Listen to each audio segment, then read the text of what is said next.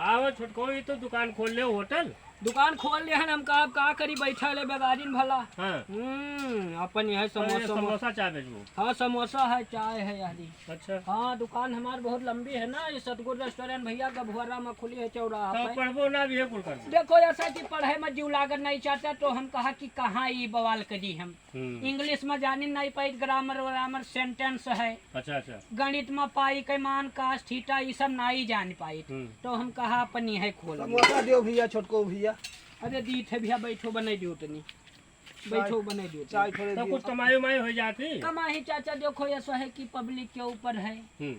अगर दिन बढ़िया निकलेगा, अच्छा अगर उधार वाले ना कचवाए तो लगभग 500 पीस निकलेगा। अच्छा। समोसा एक चाय डायरी में लिख लियो। अब ऐसे गाहकी हैं हमारे पास, डायरी में लिख लियो।